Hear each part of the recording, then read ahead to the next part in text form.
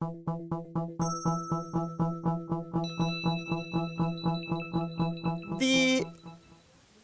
understanding of cardiovascular system is you need to understand that there is a heart working as a pump, and then there is one structure which we call it lungs. We have two of them in the body. So the job of the lung as the major structure of the respiratory system is to take the oxygen into the blood and then gets rid of CO2. In the respiratory system discussion, I explain exactly how this process happens, what is the passageway or airways. The air comes in, oxygen comes in, CO2 goes out.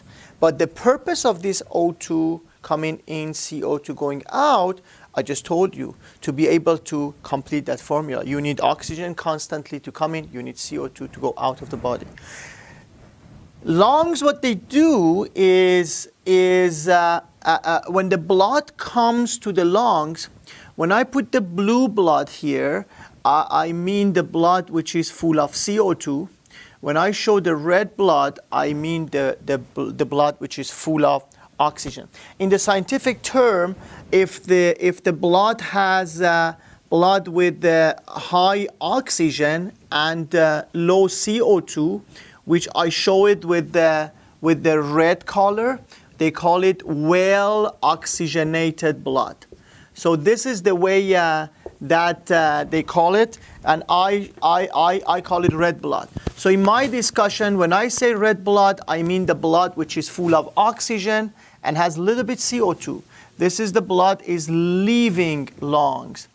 The blood is getting into the lung before this exchange of gases happen, is the blood with the low oxygen and the blood with a lot of CO2. This is called poor oxygenated blood.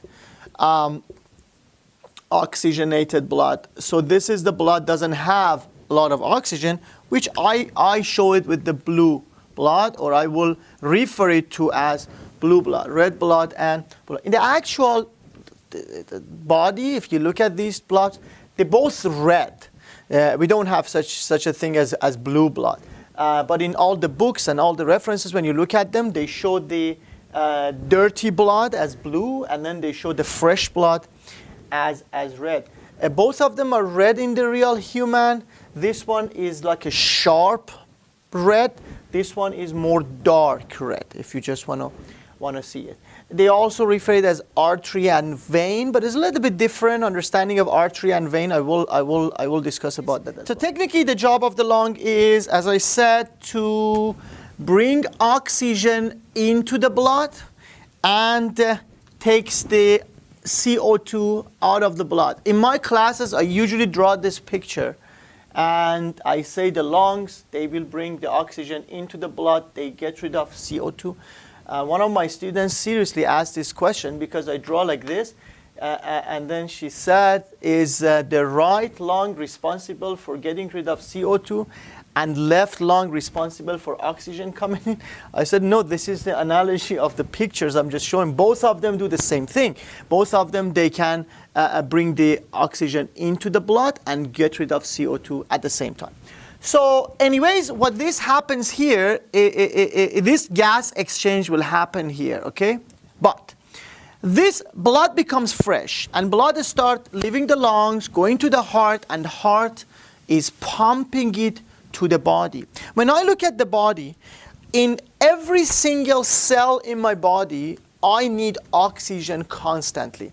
I use oxygen to burn the food, make energy, and then I will have something we call it CO2. I need to get rid of it. So when I look at the body, every single point of your body, this fresh blood bringing the oxygen, so your body start using it, and then the body already produce a lot of CO2, will send the CO2 to the blood. This gas exchange totally opposite to what happened to the lung. My camera lady keeps sneezing. I don't know, you can hear it through the microphone or not, but anyways. So this gas exchange, totally opposite to what happens in the lungs, makes the fresh blood or red blood to the blue blood. So the lungs makes the blue blood to the red blood. So after that, what happens, this blood circulation will continue, now changes to blue blood, and it goes to the heart again. Now you see the heart is very, very important in terms of responsibility of pumping this circulation constantly, because you need to change the blue blood to red blood in the lungs, you need to change the red blood to blue blood in the body, but you need constantly to provide this circulation that carrying oxygen and CO2. The purpose of blood circulation, the major is carrying oxygen and CO2, but at the same time inside the blood you will carry food and then waste as well, but that doesn't work with this system because the waste don't go to the lungs, a very small part of it, but major, we don't have that. The waste are taking care of wastes of the food in digestive system and urinary system, which is totally different things, has nothing to do with this. When you look at this, the cardiovascular system, then you understand what I mean originally. So there is a cardio, which is a pump in the center, and there is a vascular, is all this plumbing system that controlling, providing this circulation to happen. When you look at the heart, you will see the heart has two sections. There is one, the left side, and there is one right side. As you can see, there is a wall between these two parts, the left side of the heart and right side of the heart. And these two parts, they never mix together, except the time that you still in your mother's belly during embryo period of your life. There is one hole on top, one hole here that they connects these two sides bloods together. The moment you are born, the moment you have the first cry, first breath, when you do that, start crying, these two holes, they close down permanently. The moment they close down, from that moment until you die, you never die. I mean, the person, human dies. These two bloods, they never mix together. Then you see from that moment on, the left side of the heart, as you can see, responsible to pump the red blood only.